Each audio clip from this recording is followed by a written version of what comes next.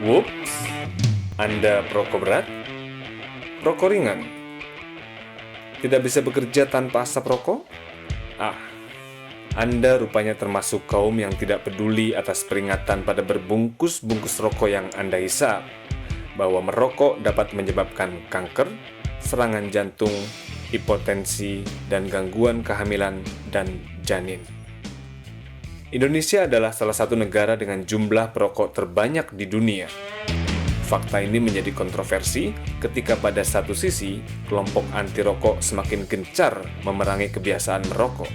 Sementara di sisi yang lain, berjuta manusia Indonesia berjuang untuk bertahan hidup dari lingkaran rokok sejak para petani tembakau sampai lapak-lapak pinggir jalan. Kenyataan ini menjadi semakin menarik saat seorang ilmuwan bernama Greta Zahar menyatakan bahwa asap rokok mampu melawan kanker dan sejumlah penyakit mematikan lainnya.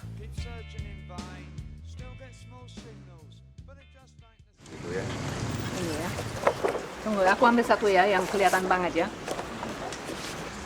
Waktu tahun 2008 saya udah panas, dingin, akhirnya saya ke lab, ke dokter internis, tes macam-macam, CT scan, dan ketahuan saya ada kanker liver, dan yang di lobus kanan yang besar itu udah 13 kali 12 kali 7, dan yang di kiri 5 kali 6 kali 7, jadi besar sekali itu. Apakah Anda pernah mendengar penderita kanker sembuh 100%? Tidak pernah. Sembuhnya apa? Menurut statistik mereka mengatakan 5 years survival rate, 5 years of 10 years. Artinya dia bisa hidup sampai 5 tahun, di dalam tubuhnya tetap ada sel kankernya. Dia bisa hidup sampai 10 tahun, di dalam tubuhnya ada sel kankernya. Dokter Greta menyarankan begini, mengapa kok tidak berpikir jangan membunuh sel kankernya? Karena kalau membunuh sel kanker itu ibarat perang saudara. Teknologi yang dikembangkan adalah mengapresiasi kecerdasan tubuh kita dengan membantu mereka menyediakan energi, membebaskan mereka dari inefisiensi karena banyaknya radikal bebas dari sel-sel dalam tubuh kita. Radikal bebas ini pada umumnya bertugas dan dia menempel di tempat kita. Dia kenapa kita sebut radikal bebas? Karena ketidakstabilan, karena dia kekurangan elektron, karena dia kelebihan elektron yang dia kemudian mengambil yang ada di dalam jaringan kita, dalam sel kita. Nah, kalau saja dia ini tadi kelebihan elektron ataupun kekurangan, kita berikan divine kretek yang notabene dengan asap tadi, sehingga komponennya sama berupa gas, maka dia akan terjadi mudah kita menariknya, sehingga tidak mengganggu pada jaringan kita secara keseluruhan. Akhirnya sekarang udah lebih dari 3 tahun ya, saya bonus 6-8 bulan. I'm still here. Ada apa namanya? Perbaikan signifikan. Nih, berjubun-jubun CT scan. Sampai yang terakhir April, tumornya udah hilang, nggak ada sama sekali. Udah hilang.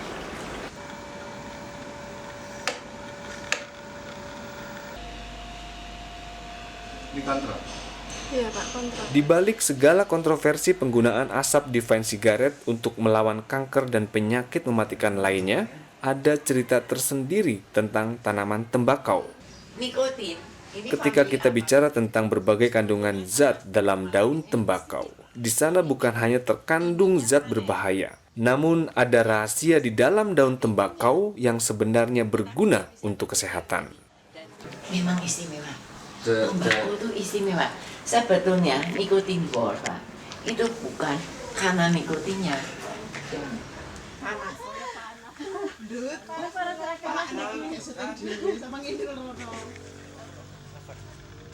Saya ini dalam posisi ingin membantu Dokter Greta menerjemahkan pikiran-pikirannya ke masyarakat akademik yang lebih luas, sehingga saya harus berseminar dan saya akan menulis jurnal, mungkin juga buku ya, untuk menerjemahkan pemikiran-pemikirannya.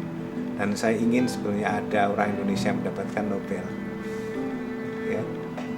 Jadi Dr. Greta itu dapat Nobel, harusnya dapat gitu.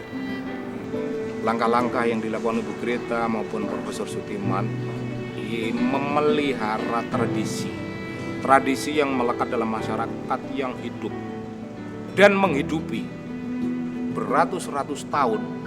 Akankah itu dibiarkan begitu saja untuk dimatikan oleh bangsa asing? Kalau itu mau dimatikan, saya bertaruh untuk membela